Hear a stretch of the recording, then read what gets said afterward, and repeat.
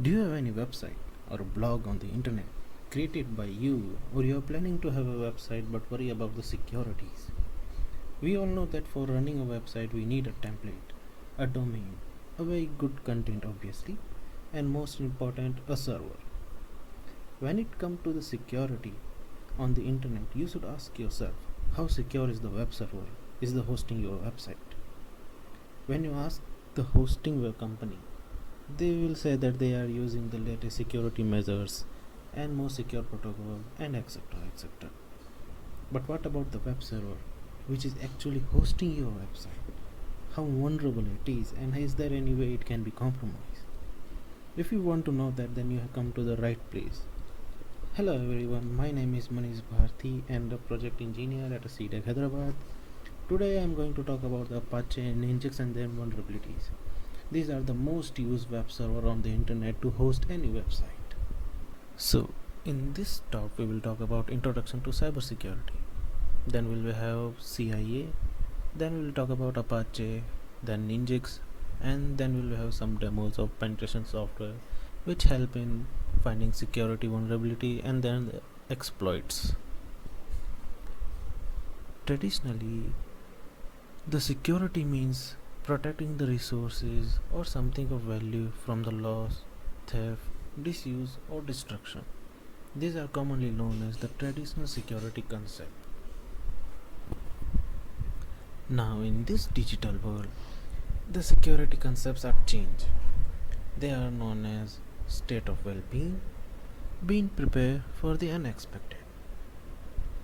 It can be anything happen at any time. Now we will talk about the CIA triangle in terms of information security. These are commonly known as confidentiality, integrity, and availability of data. Now, what is confidentiality? The state of keeping or being kept secret or private. These are the things which you don't want anyone to know, which may hurt your privacy or your private life. We all have something in our life that we don't want anybody else to know about that.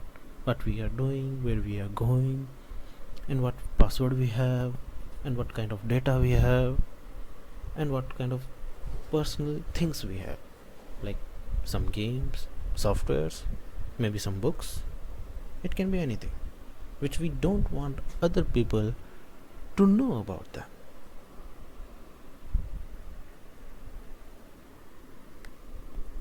Good example of confidentiality is like our bank account statement, personal information, credit card numbers, government document. In this digital world, we all have our information to the Google, right? We have everybody Gmail account or Amazon account, and they know about credit card, some mobile number, and they also know about our friends, mostly the Facebook. So these are the things which we don't want anyone else to know, or you don't want them to leak on the internet. For example, just imagine your credit card detail has been leaked on the internet. People might misuse them. That's why we have a confidentiality. Next, we have integrity. It means that data is protected from unauthorized changes to ensure that its reliability and correct. It basically means that when you're chatting to someone or you sending some email to any official email to any organization, whatever message you have sent, it should not be altered in between.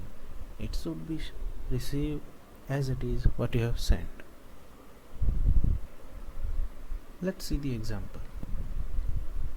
When a sender sends the data, the receiver must receive exactly the same data as sent by the sender. As you can see, Andy is sending a message to the Sam. He is writing, "Hi Sam, how are you?" But somehow, someone is sitting between in the network and eavesdrop them and alter the message and send message to the Sam. And what he altered? The message now become, "Hey Sam, lend me $100 please." Now, this should not happen. This is what we need is integrity. Lastly, we have availability. It means that ensure that information or resources are available when required. Now let's say you are watching a YouTube video or you are accessing some important file, and now you are getting the error that it is not available or not found in on the server, like that. When the availability is compromised, when viruses attack on the file, mostly the error comes cannot access, or the file cannot be accessible, or file is not available on the server. This is when the availability is compromised. Now we will talk about vulnerabilities. It means that weakness in a mechanism that can be threaten the confidentiality, integrity or availability of an asset. A vulnerability. Most common example of vulnerabilities are when we put the weak password, or the software we are using is already having a bug, or in your system there are a lot of viruses. Which next we have threat. A threat is a possible danger that might exploit a vulnerability to breach the security and therefore cause a problem harm. If vulnerability exists, then the threat is there. Let's talk about common threat which are available today. Best example is that an unauthorized person getting into the system that is configured with a weak password or default password. Now, we all have internet in our home. Let's say you are using a Cisco router or D-Link router, and they have a Wi-Fi access. Now, we all know that they are come with their default password, and most of us we don't want, or we don't usually change them, because what harm they can do. Suppose you have someone in your house and you allow them to connect to your network, and you are also using the internet, and he happens to be a security guy. What he will do, he will just go to the Cisco or D-Link their default page, which mostly like 192.168.0.1, and their default password is admin, or maybe admin administrator, like that. So you see, it's very easy to access those devices if someone is already in your network, and once he is in the network, he can change your Wi-Fi password or install a backdoor into your router, and when he outside or he has at his home, he can access that backdoor and monitor your complete activity, which is your network. Threats are commonly known as exploits, payload, and attack also. These are the other jargon which you may refer to as a threat. People might use them interchangeably because they mean the same thing at the end of the day. Now that we have a basic idea for security concepts and what it means for vulnerability and exploit, we will talk about Apache, which is commonly known as HTTPD, Hypertext Transfer Protocol, daemon. Apache is a free and open source cross-platform web server software released under the term of Apache License 2.0. It is mostly used web server, means you can host a website anywhere, even your Android mobile also, or your laptop with 2 GB RAM or 4 GB RAM. It will handle the traffic. Not most of the traffic like a real life internet traffic, but you can access it in your home also. Suppose you want to access some page should be available to all your family members, just fire up the Apache server, put some pages, put on the Wi-Fi, and everybody with the Android phone which is connected to the same internet or same network will be able to access those pages. So it can be easily used to share the information, As our talk is mostly about the Apache's vulnerability and exploit, so we will directly move on to Apache vulnerabilities. As you can see, today by this number, the vulnerability exists on the Apache are around 1218. These are just for Apache.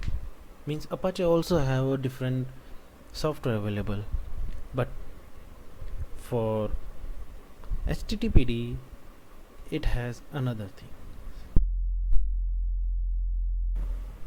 As you can see, you can Google CVE HTTPD and go to the first link which says Apache HTTP server list of security vulnerabilities. When you click on this link, you will redirect to CVE detail. It ultimate security vulnerability data source where you can find every vulnerability available by today, and you can see the total number of vulnerability for HTTPD server, which is Apache, is 232. So they are lot actually. Now when you are running any website, these are the most common vulnerability which will be present in any website. For example, SQL injection, when you are using any database as a backend to store any information. Cross-site scripting, when you are using any link from the other site to integrate in your website. Some security misconfiguration or cross-site request forgery, and there are more.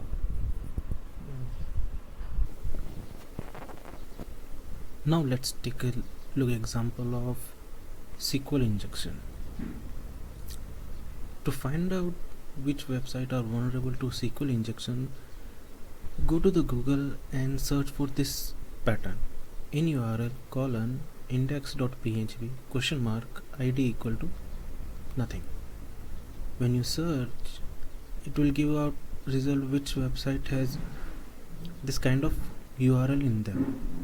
Now to check for SQL injection in any website, we just need to put some SQL query. For example, let's go to this website. I have already opened this in another tab. Now as you can see, this URL has index.php id equal to 30, means it is pointing to some id in its database. Now to check for a SQL injection, just put a quote at the end and press enter. Now you see it is saying could not perform the query in class select star from content where id equal to 30. This means that it is vulnerable to SQL injection.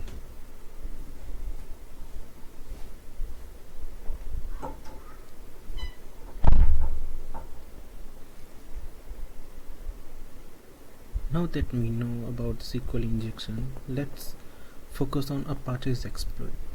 The most common Apache exploit which are very common are option bleed, user emulation, file name buster, and everyone's favorite DOS attack, denial of service. Now in option bleed, it happens that Apache leaks some very sensitive information, like every URL has its own option which kind of method they are going to use, like get, put. So Apache also have more option for it. When any hacker or a cracker is used to exploit those options, sometimes what happen, the Apache leak very sensitive information to them, which result in option bleed. Now before moving to the demo for Apache exploits and its vulnerability, let's talk about Metasploit, which will be helping us in finding any vulnerability and their exploit to exploit them. Basically, the Metasploit project is a computer security project that provides the information about security vulnerabilities and aids in penetration testing and IDS signature development. Basically what happens is, in penetration software there are lots of exploits are there, so it is very hard to keep track each and every one. So Metasploit is complete pack of them. It's like every exploit out there which of any software, it has it. They pack it in it. So if we are talking about Apache, Metasploit already have its vulnerability and their exploit also, and also Nginx also. So it will be helping us in exploiting them. Basically, what happens when web server or web admin uses not using the up-to-date Apache software? Basically, the latest may be the 3.0, and sometimes admin is using 2.4 or 2.5, which is outdated, which means that there are already security fixes for there, but they are not patched. So Metasploit happens to have those exploits in them. So any hacker or cracker can use those vulnerability to exploit those servers because Metasploit has them. Now let's move on to Apache vulnerabilities demo. In this demo, I'm going to show you the Apache vulnerabilities exploit with the help of Metasploit. So I have a terminal and I will say MSF console, which is Metasploit framework console. This will load every framework, every Metasploit framework into it, and we put to the Metasploit console. From there we will be using the Apache vulnerabilities and putting some parameter to exploit them. It takes some time to load as it's very heavy also, and also in internet the Metasploit OS is also available, which is mostly the command line. Now we are in Metasploit console. Now to search for any vulnerability in Metasploit which is already available, we will type this command.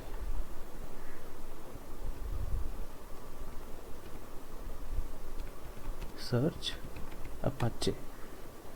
As you can see, there are a lot of Apache vulnerabilities are already present in Metasploit, and we already seen some of them, like which happens to be here. See the option bleed. The Apache option bleed exploit is already present in it, so we can, any web server which is vulnerable to it, we can use it. Now to use any vulnerabilities or exploit, we just have to use and that path, which is happens to be auxiliary scanner / http / Apache option bleed. As you can see, it is up to disclosed date is to 2017 9/18. So when I use this module, I am redirected to it. Now I will type show info, which will give me the information about this module. Now what is saying that, as you can see in description, this module scan for Apache option bleed vulnerability where allow response error return from an option request may bleed memory if the server has htaccess file with the invalid limit method defined.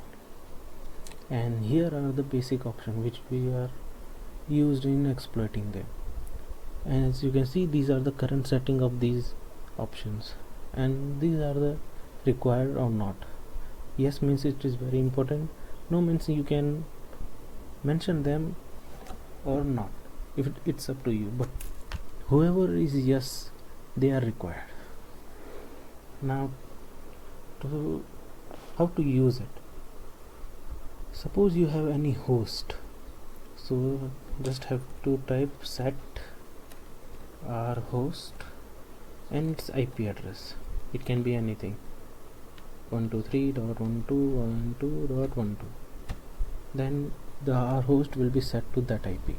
Currently it is not having any value. Second, if sometime admin is very clever and they don't run the web server on their default port, which is used to be 80 and 443, 80 for the normal HTTP and 443 is for HTTPS. So if any website is not running on their default port, you can change them by simply typing set r port anything which is running. Suppose it is running on 444, so you can set it. See, now if I say so optional, as you can see the remote host parameter has its setting, which we currently set the parameter, and its port is changed from 80 to 444. Now once you have identified the option which are needed, all you need to is type the run command or exploit to start the exploit, and the Metasploit framework will start the attack on them. Now let's talk about the option bleed main file. As you can see, it is already have a reference where you can find more information about them. Let's go to this link. I copy the link and put it here.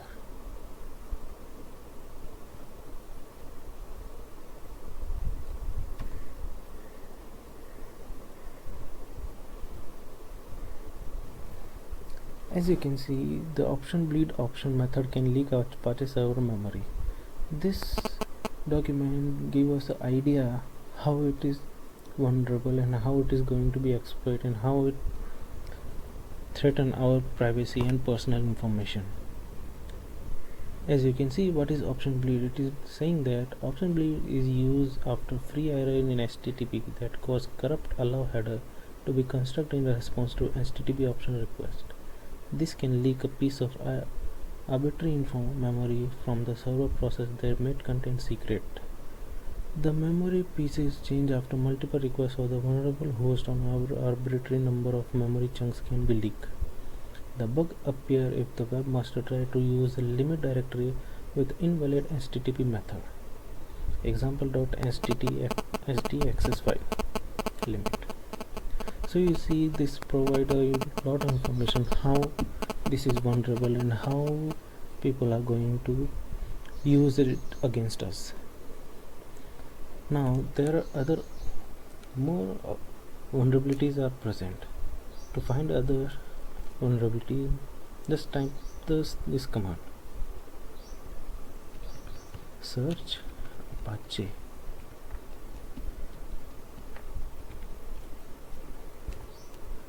and we have some other vulnerability like this. We will talk about user emulation, user mode directory. Let's see its description. Okay, use this module. Now we are changed to this module. As you can see here, we were firstly in our Apache option bleed. Now we are in Apache user directory email. Now let's talk about its description. So we will type so info. Now the description is here. Now what it's saying that Apache with user directory destructive enable generate different error code when the username exists and there is no public HTML directory, and when the username does not exist, which allow remote attacker to determine valid username on the server. And these are its CV and secure, the references are there. Same, we have options and their predefined values are present here. Same is yes and no, which are required or no, and you can use this to attack on anybody, any server which is vulnerable to username. As you can see, there are other more available vulnerability regarding the HTTP Apache. These are mostly Apache, but HTTP are also there. For example, Apache Tomcat is also there, Apache Kafka is also there, Apache Spark is also there. So it is searching for every module which has Apache in them. Apache Stir, Apache Tomcat, Apache Office, Apache any other. So this is the demo of Apache vulnerability with the help of Metasploit. I'm not going to hack anybody because it is not good. So you see, it is not very good idea to hack anybody. So I'm just giving you a basic idea about how we can do a secure. Now let's talk about Nginx. Nginx is a web server which can also be used as a reverse proxy, load balancer, mail proxy, and HTTP cache.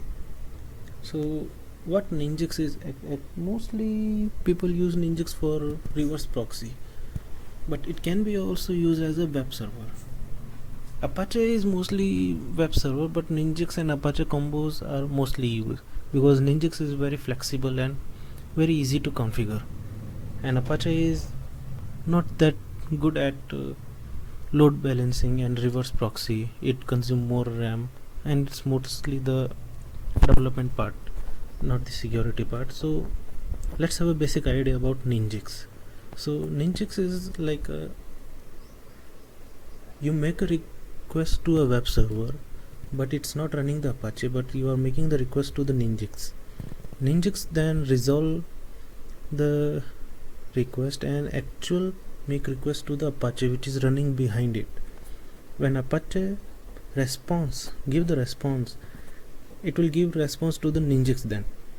Then your request will get the response from the Nginx, not the actual Apache web server. So when Nginx is used, the user will not know which web server is actually running at the backend, because they will mostly face with Nginx only. So it is very hard to determine which web server is running behind them. As you can see, Nginx working as a reverse proxy. So what happens is when client is going to any website or a web server and it's making request to the Nginx, because Nginx is the internet facing here right now, not the Apache web server. So we have Apache with our content and we integrate it with our Nginx. So instead of Apache, Nginx will be internet facing. So it will get the request, not the Apache actual. So client will make the request to the Nginx. Nginx will begin forward those requests to the Apache, and Apache give response to the Nginx, and then Nginx will forward those response to the client, original client, which are making the actual request. So to understand this concept, let's have a basic idea. Suppose in our childhood, when we want a toy or any something, we make a request to our mother that we want that toy or something if we get good marks in our school, in our final exam. Then our mother used to tell our father that if our son or our daughter get the good marks, he or she need that toy, and our father used to give us those toy as a present for getting a good marks. So here our mother is acting as a reverse proxy for us, and our father is actual web server here. So this is how reverse proxy as a Nginx working here in a basic term. Nginx can also be used as a web server or a load balancing. These are mostly the administration part, and we will not mention in them because we are mostly the security topic. Now let's talk about Nginx vulnerabilities. These are the most common vulnerabilities which are available on the internet. These are local privilege escalation, remote overflow, and Nginx plus PHP FPM. Nginx don't have that much of vulnerability because they are mostly used as a reverse proxy, not as the web server. But when they are used as a web server, hacker attack on them. Now let's have a demo about the Nginx exploit. As I said earlier, Nginx don't have that much of vulnerability and exploit out there because it mostly used as a web server. It's mostly used as a reverse proxy instead of web server. So even if it is used as a reverse proxy, it is still a software, and every software has its bugs, and every bug can be treated as vulnerability and then can be exploited. So In Kali Linux, fire up the command msf console, which is Metasploit console, as we will be using same Metasploit framework console for our Nginx only. So we are in Metasploit console. Now we will search for Nginx vulnerability. We will type the command search Nginx. As you can see, there are not many exploits available right now, but these are the very commonly and very let's see this vulnerability. We will use and Nginx source disclose, and then we will type show info to get the description. As you can see, it is saying this module exploit the source code disclose download vulnerability in version 0.7.0.8 of the Nginx web server. As you can see, these are not the very latest, these are the very starting phase Nginx. Now it is using 1.6 something, so they are not very latest and they won't do any good to us. So we will go use this one, which is available from 2019 10 to 22, which is recently. So we will use this module to get its description. So now we are using that module, so we will type show info. As you can see the description of it, this module exploit an underflow vulnerability in version 7.1x below 7.133, and these are the version of PHP.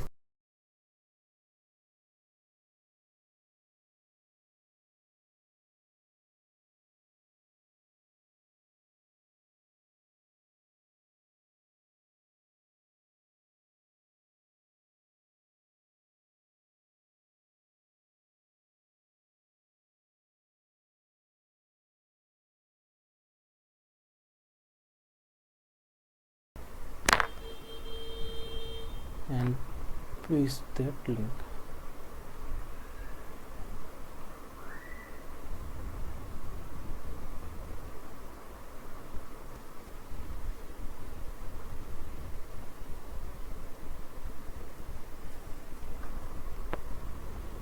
As you can see, this link provides us a very detailed information about this exploitation and this how this is going to leak our personal information and very sensitive information about the web server.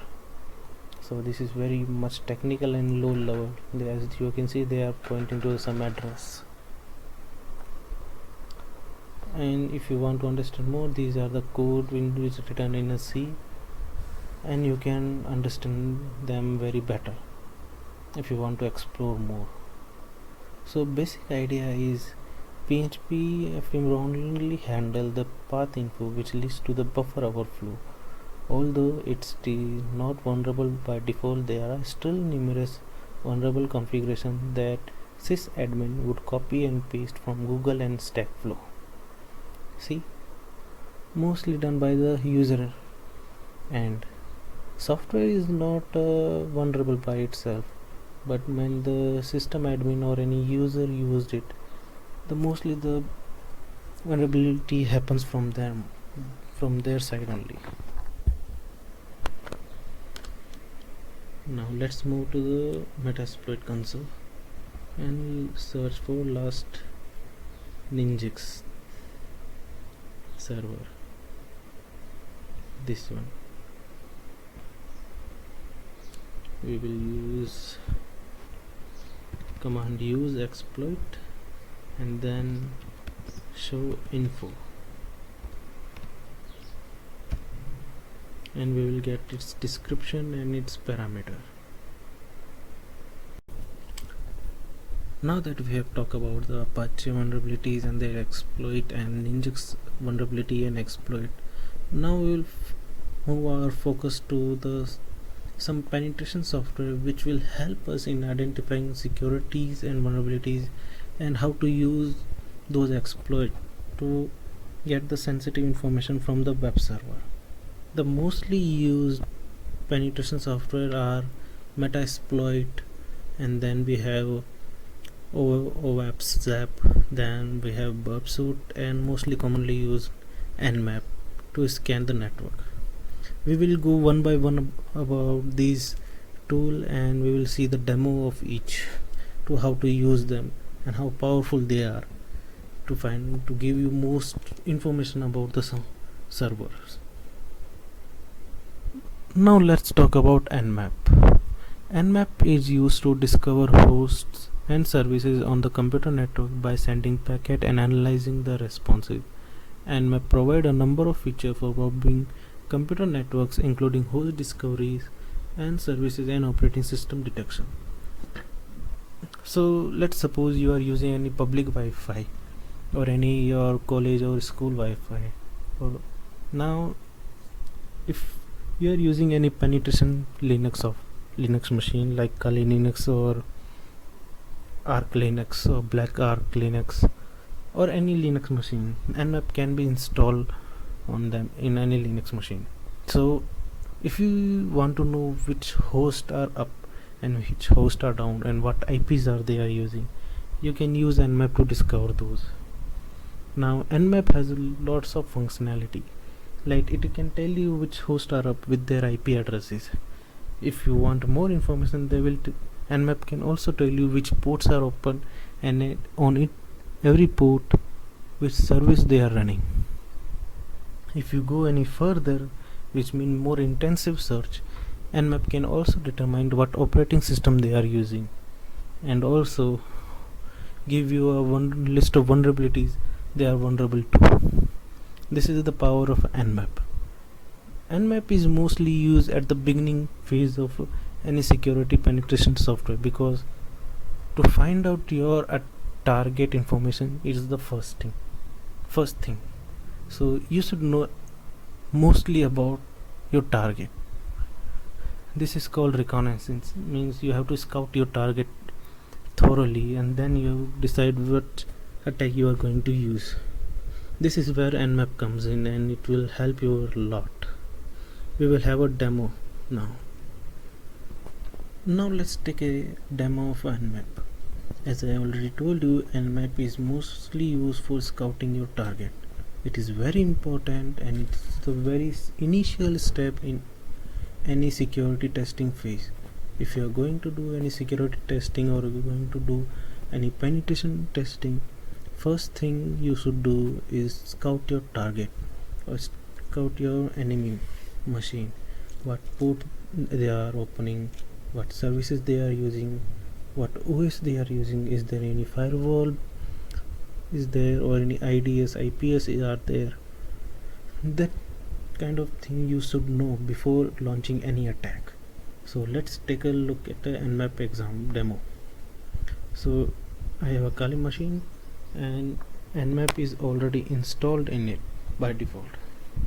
So first let me give you the example of my network. So I will type IPA and here we can see what is my IP right now. It is 192.168.0.3. So this is my IP. Now Nmap suppose you are in open Wi-Fi network or in public network and you want to know how many hosts are there and what are their IP. So let's scan the network first. So command is nmap 192.168. What was my IP? 0.3. So what will be my network IP? 0.1. And how many hosts are there? Means what is my subnet? It is /24. As you can see here, /24. So I will put /24 at the end, and then I will start the Nmap. Now it will scan every IP for its availability, if it is up or down. It will send mostly the ping package to see if his host is available or not. Once it is available, it will scan for their ports and then it will scan for their services also. So this is mostly the basic scanning that everyone is done. Now we have a result here. At last line it is saying Nmap done 256 IP addresses. From them 3 hosts are up. Okay, which means in my network of 192.168.0.1 there are 3 hosts are running. Now let's take an example of, look, 192.168.0.1, it is running a telnet. 23 port is open with service running telnet. 80 is also there, which is HTTP and Park agent, and we have another host 0.4. also it is saying 3 hosts are up, including my router and another machine including this one. Sometimes what happen is that most of the security administrator will block the ping message, because Nmap by default send the ping message, so they will block the ping, means the system will block every ping message, so you cannot ping them. So how you will identify them if they are present in a network? So we have another command for that. We have a flag for pn. Okay, so let me give an example of that.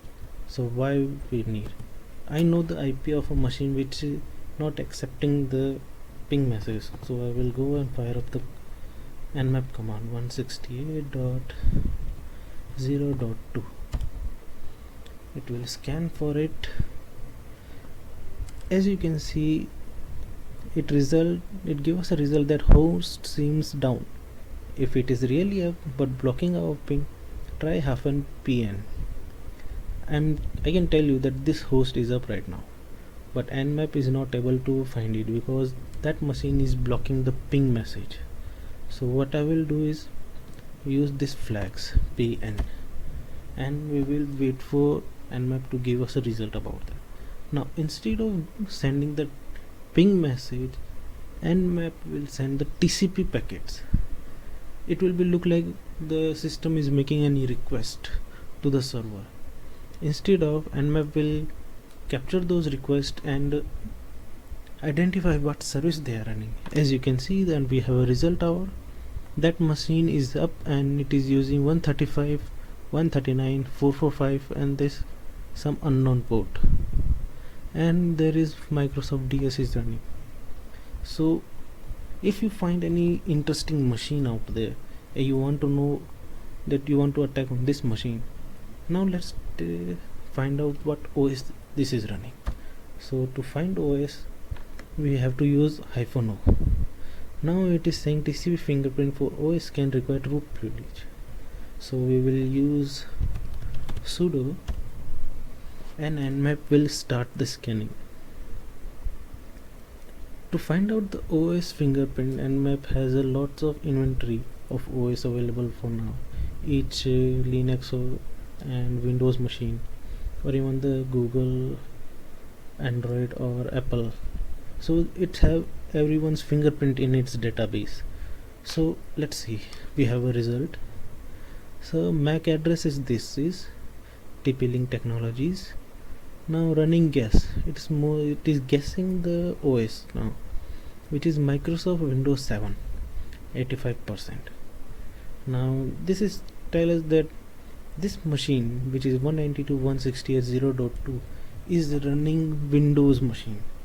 Now we can, because Nmap is guessing, and Nmap mostly guess on the fingerprint, but we can be sure that either it is running Windows 7, Windows 8, Windows 10. And okay, if you OS is out of the question, we can target these services again, because Nmap is mostly used for services. Now let's take example of, we have find out the OS. Now let's find out the what service version they are using. So we will use this flag S and V. This is for the service version. It will tell us these services are of this version, because to start the attack we should know what version they are using. Because if someone says that that machine is using any Apache and Nginx it is using, and we don't know what web server, what version they are, so we can go and start the attack. For that we need to know the specific version, so that we can clear our targets. That if it is running 1.4, then we cannot use 1.6, so we have to use 1.4 vulnerability, because if it is we are using 1.4 and the web server is using 1.6, the security already patched and that vulnerability will not work. So that's why we need a version if it's specific of any service they are using. And looks like Nmap is taking very long time. If you press enter, keep pressing the enter, Nmap will give you stats about how much percentage is done and how much it is remaining. As we can see, it is about 75% is done and 15% is 15 seconds is remaining, and it is scanning the host right now. Sometime Nmap take very heavy time to complete the scan, but it give us a good result at the end of the day.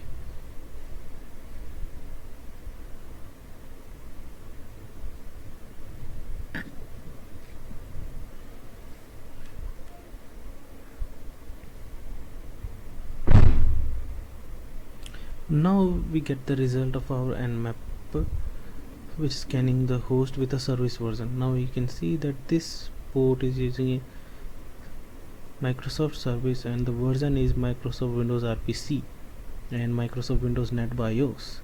And after that we have a fingerprint of it, which is related to MAC address, and then we have a TP-Link technologies. So you can see Nmap also give us a version information if you are using any web server. Now if you want to check for any specific port on the machine, so you just have to put -p, and let's suppose check for the web server if it is running or not, and we will say -p 80. It will only check for port 80 only, not the every predefined port, which is around 65,534 ports are available. And you can see it gives us a result that port TCP is filtered and service is HTTP. It is mapping service by default because port 80 is default for HTTP, but what it is saying that it is filter, which means that either firewall is filtering the packet or it is not there actually. So Nmap can be used to scan the port also, any specific port, or you can also provide the range of them like this -p 80 to 100, and we will start the scanning from only 20 ports which are from 80 to 100. Now Nmap will scan for those ports only, and other ports will left them. As I told you, if you press enter, it will give the status report. Now as you can see, we have our result and everything is filtered here. You can also start from initial port, like if you want to check for first 30 ports, so I will type 1-30, which means 1 to 30 ports it will scan, and after that it will leave those ports. So our main focus is only on those ports only, 1 to 30. If any port is open, we can go. As you can see, are filtered. All 30 ports are filtered, which means either they are open or either they are filtered by the firewall. Now let's take an example of how Nmap can be used to find a vulnerability in any web server or any services. Now we will change our host to this machine. Okay, I am running an Apache web server here. As you can see, with the help of a command systemctl status apacnh2 apache 2. As you can see, it is actually running right now. Now I will use this host to scan for Nmap. So I will type Nmap 192.168.0.3, which is this host IP address. Now Nmap will scan for any open port for this machine, and obviously the 80 port will be open as Apache web server is running right now. and we will use Nmap to find the vulnerability if this server is vulnerable to any exploit. Now it is saying port 80 is open. Now will we how Nmap can be used to find a vulnerability if that web server is vulnerable to any vulnerability. So to find out, the flag we have is ---- script vuln vulnerability. Now which port? We will be using port number 80. So nmap ---- script which we will be using is finding the vulnerability about which port. We are using port 80 and host IP, and then press enter.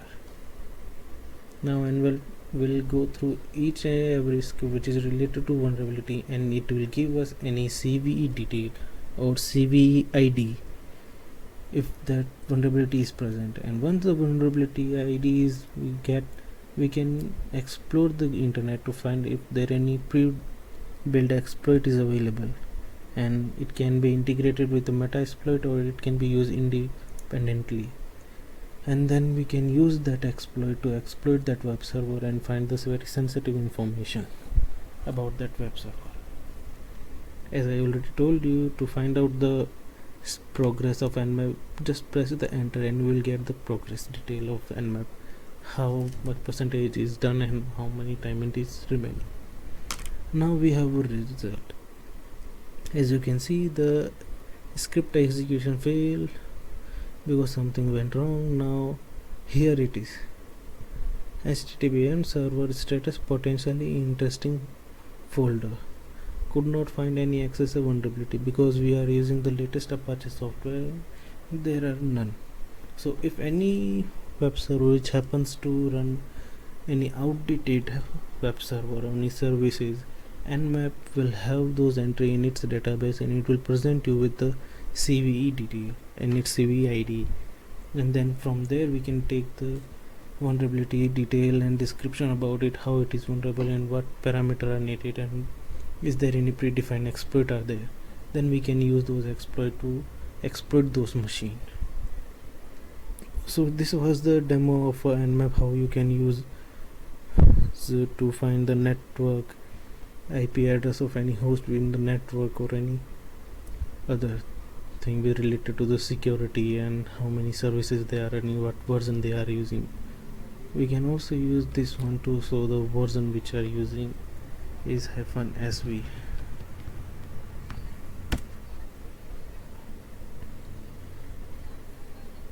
Let's wait for it. Let's press enter. Resolve into 1 hour's time taken, and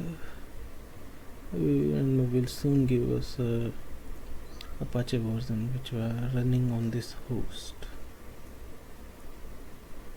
As you can see, we are running Apache HTTP 2.4.43 Debian. So we can see that this machine is Debian based. As we all know, this machine is a Kali is based on the Debian. It is mostly saying their machine is running is Debian.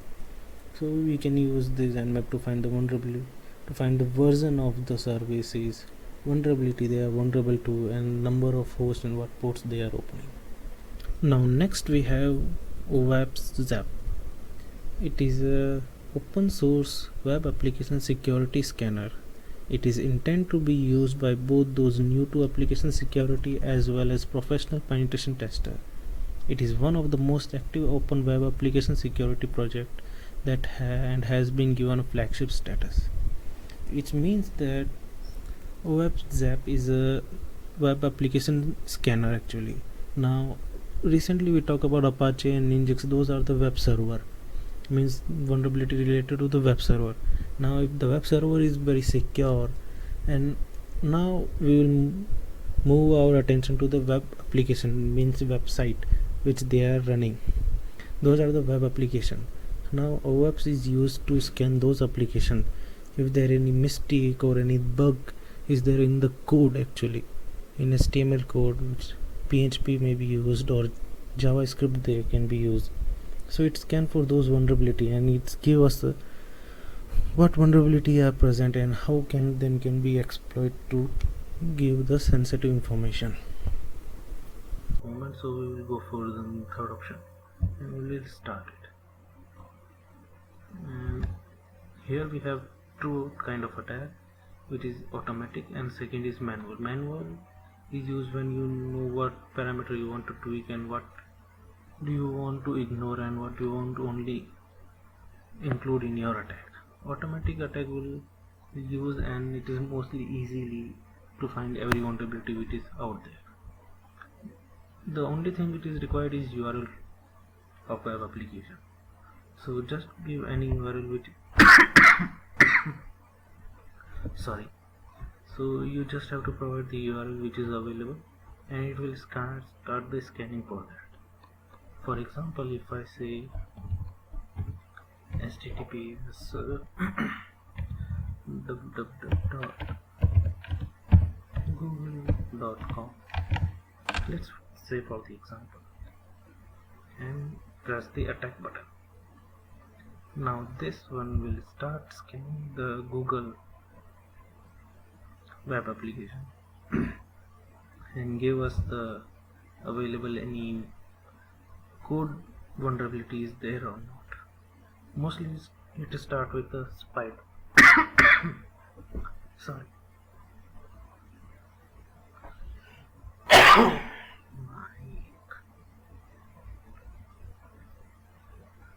So it start the scanning with the spider. It will crawl every page which is come to, means that every link which is included in the web page, it will crawl them and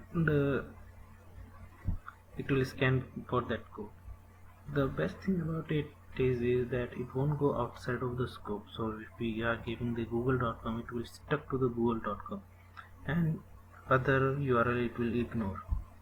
As you can see, even the cac.google.com is considered as out of the scope, and everything which is starting from www.google.com is considered as in our scope. So this is just an initial phase of the attack, which is scanning for every URL, and then after that it will give us alerts like this. So it is saying that these are the current vulnerabilities present here.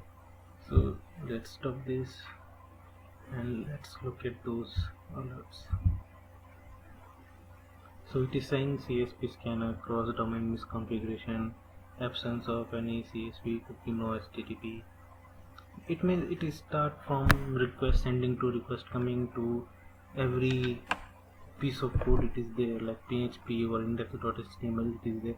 It is scan for those parameters and it is give what kind of risk level it is, like a medium or low or high, and description of there it is, and it also say what kind of request and response is there. For example, if I select this request tab, so we can see the what request we are sending, means this website is sending, and what response we get for that.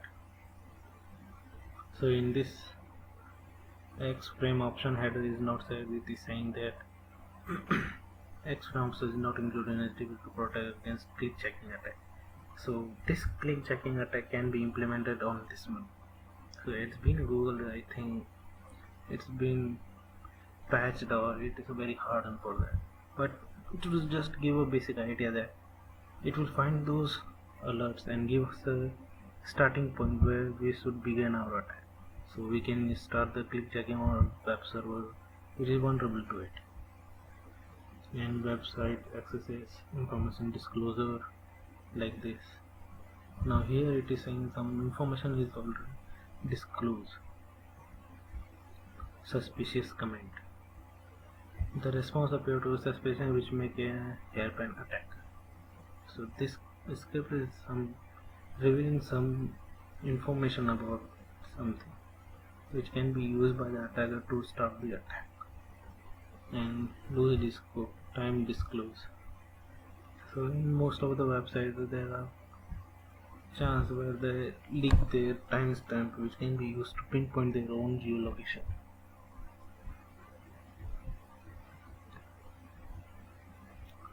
So this is to give a basic idea about the webs which can be used to Scan for web application vulnerabilities. Next we have.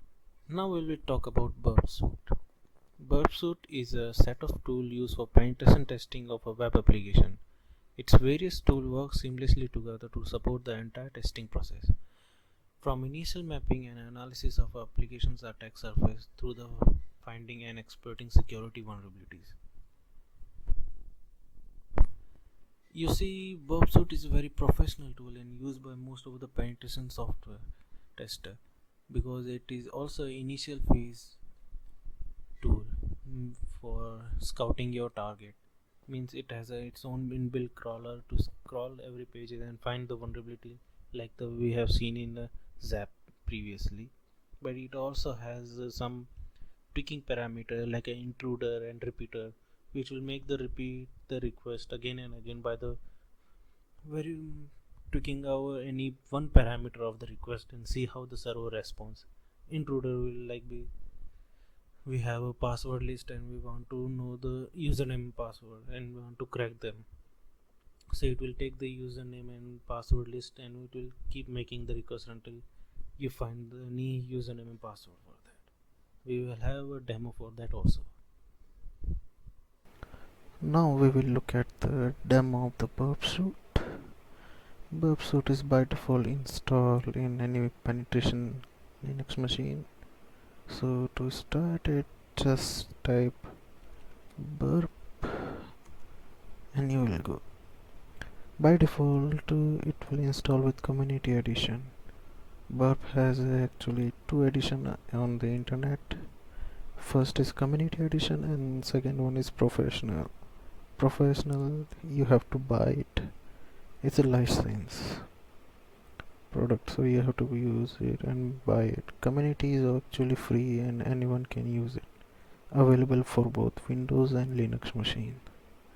So we will start the Burp with its default configuration and let's wait. Burp actually work alongside with our web browser, so it's like a proxy. It will start its proxy server and every request will be forwarded to the Burp Suit, and from there we can modify or we can use it to another attack, to launch another attack. As you can see, there is this log message saying that proxy server has started on localhost at port 8080. Now we will configure our Firefox to work with it. For that we have a add-on called Foxy Proxy. In that add-on you just have to add a burp and with its parameter like proxy type, the host machine IP and then port. Only these three options are required, and save and exit. After that, once the burp is configured, Firefox will send every request to the Burp Suit. In Burp Suit dashboard, the third tab, which is known as proxy, in the proxy tab there is a intercept. Either you can intercept or intercept on. Intercept on means it will stop intercepting every request you made from the web browser. Like say we get the request here and you can forward if you don't want to change anything. Now for this demo we will take a look at how burp can be used for login attack and other similar attack. For that I will be using this vulnerable web page, which is like a sandbox, which is mostly used for training purpose only. So you can see this page has a sign up which required username and password. Now as it is Firefox is already configured with the burp, we will type username user and password is anything user, and we will on the intercept in burp. Now it is intercepting every request from the Firefox and we will say login. Now burp will get those requests from Firefox. You can see it was there, and once the every request is finished, the intercept will not work, means there is nothing to intercept, so it will be blank. So we will go in HTTP history and we will see where is our request actually, and we will see those parameter. So here, this request, the post method of this web page. Here you can see the username, user, and password and user. These are the parameter which is used to pass to the server. So if a user is logged to the any page, you can use the Burp Suit to intercept those user and password and then launch an attack. If you don't know the password and you know the username, you can use this method to find out the password and log in into that machine, into that web server. Now to launch an attack, we will use the Burp Suit intruder. So right click and send to intruder. Here the next step, which is write to the proxy, intruder is there. Now as it is saying attack target, this is our web server running at port 80, and there are other 4 tabs which is for customizing our attack and payloads. So in position tab we will get our actual request, and it will ask us which field you want to configure as a payload. So configure the possible payload where will be inserted into the base request, means this payload will be generated random and only those username password will be put there, other field will be ignored. Now as you can see, there are attack type in a Burp Suit, and currently the default attack is script sniper attack. The other are battling ram, pitchfork, and cluster bomb. Now as we have a 2 payload, we will use cluster bomb. Now these attacks have their own significance and their importance. You can find those here in the Burp Suit official website. Attack type. Now sniper is used for single payload set. As we are having 2 payload, means username and a password. Those that mean there are 2 payloads, not the single one. So sniper attack will not work here. As battling ray uses also single payload. Pitchfork use multiple payload set, and cluster bomb is also used for multiple payload set. But for our purpose, cluster bomb is used. It use mostly the permutation and combination attack. But the pitchfork attack iterate through all the payload sets simultaneously, place one payload into each different purpose. You can go through this website and take understanding more if you want to explore more and understand better. Now we will move to our payload option, and here I requesting for payload set. So we will be using brute force, like we will already have a word list, and we will use that word list to find out the actual username and password.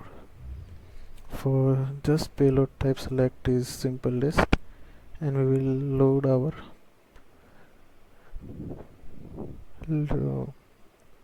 list here with load button.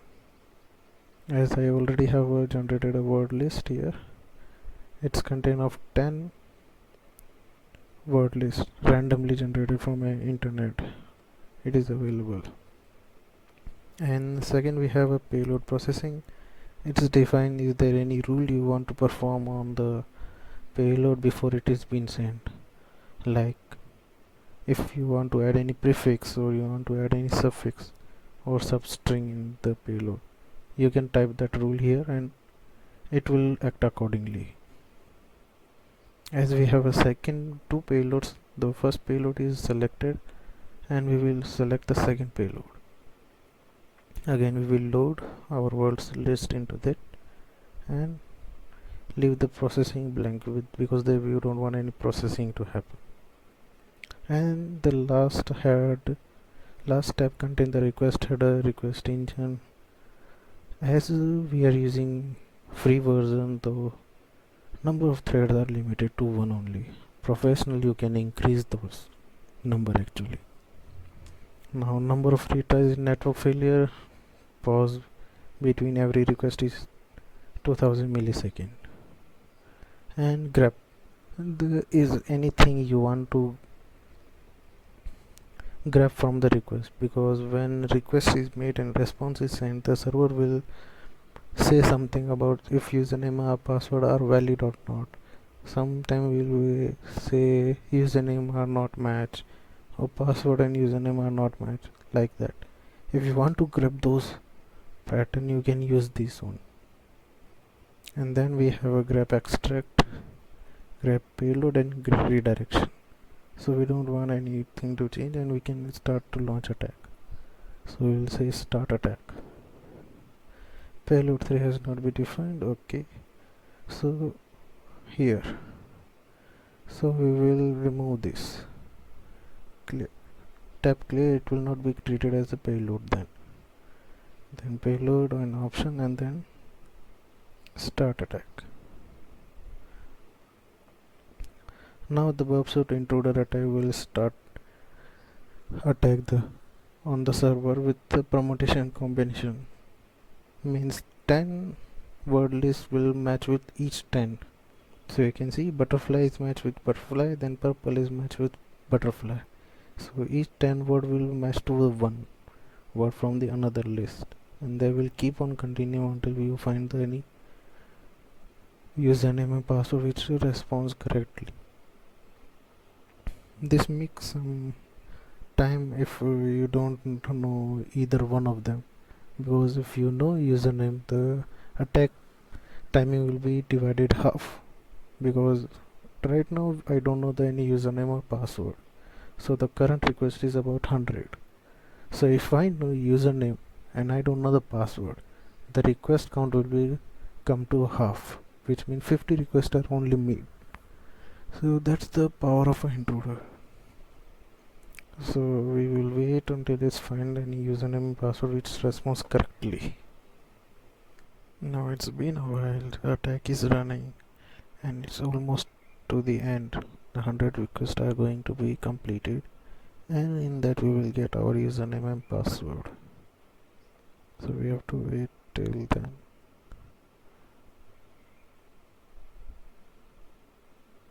There are different kind of attack which can be used with. The next will be see the repeater, which it's a like a live attack, which means that you will modify the request on the go, and you will see the response how the web server behave, and according to that you will change your payload. Sometimes these are like the scouting your target before actually performing the actual real attack on the web server. A little more. When the username or password are found, the status will change actually. Then the length will also change. Means that when user is logging into the machine, it's kind of like the pages, different pages open saying the hello user, welcome back, like that. So it will change. As you can see in the 100th request, payload 1 has a test and payload 2 has a test, and the status is totally different from other one, which is 200. And as you can see, the length of every payload was 221, whereas for this payload it was 6343, which means that the username and password are these only. So you can try confirming that by going to the website and typing test and then say login. As you can see, we are logging into this page. This is the power of an intruder. Now next we will see the repeater of a Burp Suit, like we are changing the request on the go. For that we will right click on the request and send to repeater. The next step, which is write to the intruder, is repeater. Now this is our request header, and this will be changing on the spot. For example, username, you want to say something tor, and then just send. You will get response from the server here. Now if you want to check something like how the server responds, you can type any script here. a script, something like a JavaScript, and then something, and then send to the server to see how actually server responds. If you find anything suspicious activity from the server, then you can use that suspicious pattern to exploit the server further. So this is the demo of the Burp Suit. It is very basic demo, and there are actually a lot more to cover in this Burp Suit because it is a completely big tool to use by the security professional. That will be all in this presentation, and thank you for your time. I hope you have learned something new from this presentation, and if you want to explore more and want to learn about the security and Apache and Nginx and other vulnerabilities, you can go to the Google and explore more and use any YouTube channel to find out more interesting things so that you can learn and increase your knowledge.